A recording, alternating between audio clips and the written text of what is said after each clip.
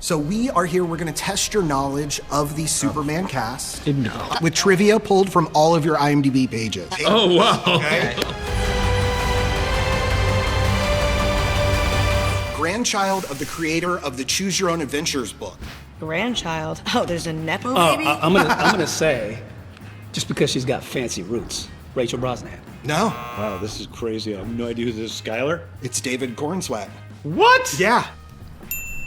You're right. Rachel knows it. Did you not know that? No. Of course you knew that. Adventure kind of runs in your blood, it seems like. Yeah. Hi, Grandpa. That's a really cool one. That's crazy. Yeah, it's kind of perfect, and you know, I can't believe he's never told me that. he had told Rachel. Nicholas didn't know, so Oh, yeah, wow. he plays close to the vest. Interesting. Okay, Yeah. cool. It's Superman. It's David Corenswet. Yeah, that was gonna be my second Oh, guess. Nepo baby. I'm gonna go up to him now and be like, hey, David, what are you gonna do next? So if you could choose Superman's next adventure, where's he gonna go? Oh, the problem is I'm so bad at those books. I would just skip ahead and read all the endings and then pick which one I liked best and try to get there. What is this? Krypto! Voiced the hip-hop loving golden retriever puppy B-Dawg in Air Buddies, Snow Buddies, and Spooky Buddies. Eddie? No. Alan? No. Nathan? No. Eh, You were in a few scenes with him. both of us? Skyler? Yeah. That's No! right. Oh, that's so cool. Go He has some- Skyler. I'm sorry, it's one of us or the whole cast? It's whole cast. Oh, boy. Yeah. Nathan's a good. It's not Nathan. Oh, it's a terrible guess. Skyler. That's the one. Skyler Gisondo. B-Dawg. And they're in Superman? Yeah. They might be in this room.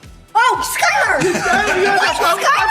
You guys to be in it to win it. It's honestly pretty messed up. You guys haven't seen it. No, I was, best. I thought it was you. I was about to go, I thought it was you. I was about to say you.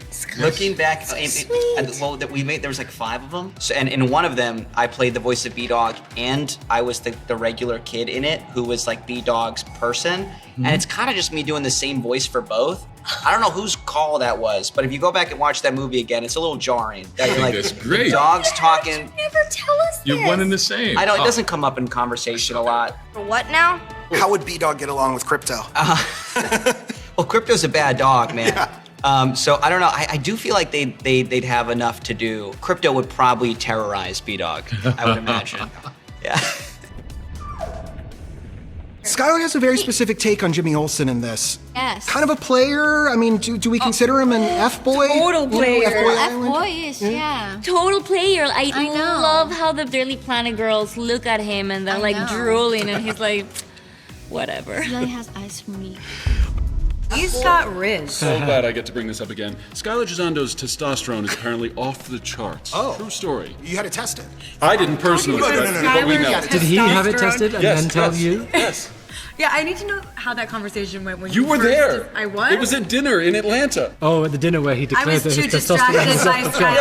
Skyler's in-person Rizz. Anyway, it makes perfect sense for the character when you see it. 22 people in the hospital, over 20 million in property damage. It does make you wonder. Discovered in a modeling contest at age 15, she became a Victoria's Secret angel in 2015. That's Sara Sampaio. This is giving a chance to introduce people to Sarah. They may not know this. Who's that?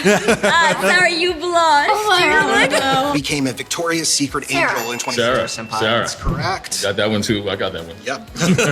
We're keeping track. First role was in a horror film written and directed by Blade and Batman Begins writer David S. Goyer. Deep cut, I'd say Nathan Fillion. Is that you? That's embarrassing. That's me. Yes. Yeah, that's Rachel Brosnahan. What film is that? I My bring SAG card on The Unborn, where Gary Oldman played a rabbi. Wow. Okay, that's crazy. The truth is that I feel really, really lucky to, for many, many years, have always been the youngest person on set. And I got to learn from, I'm not anymore, but I got to learn from some of the greatest actors to do it and to watch them be professional but kind, to do the work and take up space. And I feel really lucky to have gotten to ask them and watch them do it. In effect, you illegally entered a country. This is how you're gonna be? I'm not the one being interviewed, Superman. has played a vampire, a drug lord named Cheese, and a member of the X-Men. Oh, duh. I mean. You got it, that's Eddie. Adapt to survive and all. Oh, no, Eddie. It's correct. Edi Nick Gathegi, is playing vampire. I know it was a zombie. Damn it. Edi Gathegi. Yes, he was in Twilight. I always forget that he was Yes. in Twilight. I know. Forget that he was in Twilight. An eye for an eye. So, not everyone will know Mr. Terrific, but I think by the end of the movie, they'll likely love this character. How did you connect to him? They asked you to screen test, but they didn't tell me what role that I was screen testing for. They had, what did they? They had a name. They had a fake name. names for all of our characters. So I thought I was auditioning for either Lex Luthor, and it was a different take, or Martian Manhunter. Whoa. And then when I discovered Mr. Terrific, I was like, a human? And then I did my deep dive, and I went, oh, this is the best character that I've read in a long time. So I fell in love with him off the rip. Quit messing around. I'm not messing around. I'm doing important stuff. Can I ask what your fake names were? I'm trying to remember. I remember my what mine name is, Captain Apex. Captain Apex. Okay. So I thought it was Apex Lex. Oh. Okay. Mine might have been like Cyclone, I think. I think mine might have been like Ghost Man Ghost Man. or something like that. Songwriting credits include Walking Naked, Speak Vernacular, Scooby's Terrific Rap, and I don't know what Christmas is, but Christmas time is here. That's me. Yes. That's right. Yeah, that's right. And now added to that is the song from the end of this movie. The Mighty Crabjoys? The Mighty Crabjoys theme song. I wrote with Eric Nally from Fox and Shazam. So you wrote it. Do they suck? Because that was a conversation in the movie that the Mighty Crabjoys suck. Well, it made it easier to write it because I didn't have to worry about it being good. I literally called Eric in like 1 a.m. and left him a voice message of like da-na-na-na-na-na-na-na-na-na-na. And that was like that's how that song was written. Appeared with James and Sean Gunn in a short film about a chimp-man hybrid called Human Z. Nathan. Mikaela. That's Mikaela. Wow. So how have James and Sean evolved from those early days of making low-budget projects with their friends and family? It actually still feels the same. They still feel exactly the same, you know? The storytelling has gotten much more elevated, but James is still the James that I met 17 years ago. I guess that's why we have to keep fighting crime together. Nominated for 13 Nickelodeon Kids' Choice Awards and took home Favorite Villain in 2013 and Favorite Actress in 2016. The fact that you don't know this speaks a lot to our friendship. Is it you? Yes, it's me. What do you mean? You didn't do your research before you worked with me 2 years ago. I didn't know that you played a villain? Yes, it's a witch. She has powers and all. It was awesome. It's in Spanish, that's why I didn't watch. I'm sorry. I want to talk to you about the engineer. How much has James told you about your role in the Authority movie, and did any of that backstory play into your portrayal in this film, in the Superman film? Yeah. For this movie, James and I just talked a lot about his vision and my vision, and we created something that's a mix of both, which I think is pretty cool. He had a particular vision of Angie for this one, like more machine than human, and for me it was important that the human gives a fight inside. You know what I mean? Because I feel like the more she exercises her powers, the more she loses that humanity. And I feel like that's what makes a character live in the gray area. Just like Superman, I feel like even David plays it with such nuances. My actions? I stopped a war. Maybe. Not maybe. I did. Portrayed real-world historical figures on screen, such as Nikola Tesla, J.R.R. Tolkien, and J.D. Salinger. That one. That's him. I got to watch Nick do a few takes of the Salinger, J.D. Salinger, in a cafe in the Village when I was just out of school, and I remember watching him. I had already admired him as an actor on screen, but then I got to watch him uncut, just on the screen, giving 3 takes of the. For sake, Nick, three takes of the same scene, and I just thought that's the kind of actor I want to be. How did you end up there watching? I had a meeting with the producer, and she said, "We're filming right down the street. Do you want to come watch?" And so I got to sit out on the street and watch him do his close-ups. I didn't know you were watching. If I had known, I would have done better. I tried a little harder. It was a mutual understanding. Considered for DC superhero roles of Ratcatcher 2 and the Suicide Squad, and for Batgirl. I mean, I want to say, but I don't believe this is true, Gabby? No. But I think it's her. It is. She has a good poker face. She played it off. I was like, You really played it off. But then, Yeah. but then Hawkgirl is the perfect fit, right? I mean, tell me about perfecting the Hawkgirl scream. I was sick that week, so it had extra just death in it. Yeah. It was me fighting for my life and to get that scream out because they had everybody. You know, James rolls up with a whole squad every time. Yeah, I thought that was just me. I was like, the whole studio was in this ADR session. Yeah, the whole studio was in that session. I was like, wait, what? It was rough, but I think it actually worked out perfectly because it sounds terrible. As in terrifying. Terrifying. Yeah. Terrible as in good. How many more of these do we have today? Is that popcorn still here? Played 5 different roles on Law & Order and Law & Order Trial by Jury, including a tribal chief, a lawyer, and a doctor. Nathan Fillion?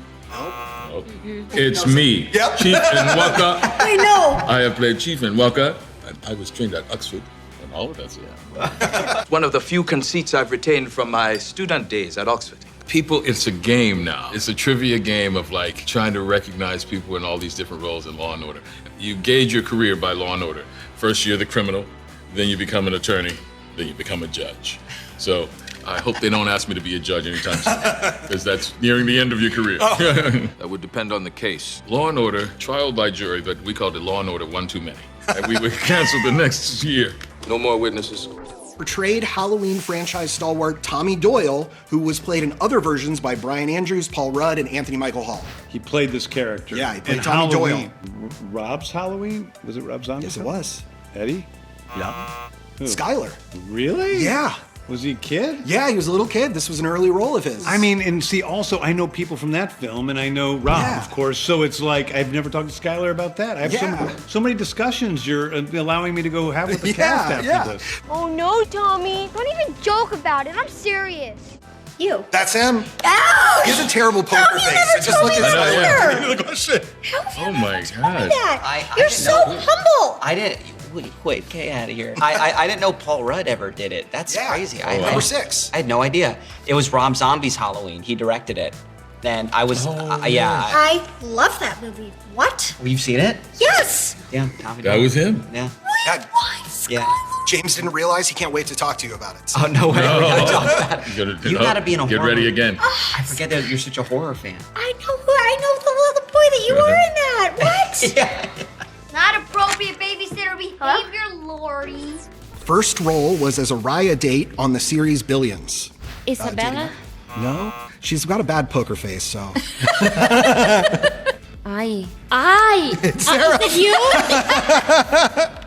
Sarah, I am so sorry. Oh no! Now you're even, right? And wait. And worst part, I had like 2 scenes, and they cut the one that I speak, so I literally just appear for like a second, and then I leave, and I'm like, okay, it was my first ever role. I'm like, Hi. His role on a certain HBO series put North Hollywood on the map. NoHo Hank. That's correct. Oh my God. Yeah. We were all over this. Because I gotta ask, how do you truly feel about NoHo? Okay, when I'm in NoHo, I always get, hey, NoHo Hank. Hey, NoHo Hank. And I'm like, yeah. How great is this place? It's not the worst part of town to be associated with, right? No, it's great. It's great. There's a reason NoHo Hank chose that for his namesake. Yeah. Do you have a favorite bar there? Idle Hour. Okay, nice. The big Yeah, barrel. with the dog in the back. Yeah. Just open a bar at Hank's, you know? Yeah. Kind of cash in on it. Yeah, absolutely. All of our men are dead. We have no infrastructure, and the trail running here is great. Oh, believe me, I know. He put Marvel characters on trial as Congressman Gary. You again? Yes. So you don't mind if this committee continues this investigation? oh, of course not. I mean, you seemingly did a Marvel and a DC film like I know, back to but I'm back. not the only one. Oh, that's true. So between the two of you, who has the better catering? DC, yes. Yeah? Truly, I'm not just saying that. I think DC. Sorry. I am just saying that. Because you want to come back. Yeah. I know where my bread is buttered. DC and Marvel. They're both fantastic. They're both amazing. Okay, this is maybe a controversial one, but has a current WikiFeet score of 4.96 out of 5, and we know this because he has checked it in front of us before. Is this Beck? No. Because Beck and Mikaela and I have argued a lot about our feet. And Michaela's very happy to have such a high feet score. Oh, okay. It's Nicholas Hoult. Oh, Nick, okay. Yeah. Of course, your feet are a 5 out of 5, mine are a 4.8. That's not. That's also Nick. No. Oh, it But is yours you? is higher than Yes, me. it is. I You have a higher Wendell WikiFeet. also, Look it I up as believe, well. has a very high WikiFeet James score. actually at a cast dinner went around and told us all our WikiFeet scores. I've ever talked to Nick about. We've never let. In fact, Beck Bennett kept bragging about how his WikiFeet score was much higher than mine, and he kept bragging about it. And so I used AI for the first time to make some art of Beck Bennett with huge, gargantuan, gangrenous feet.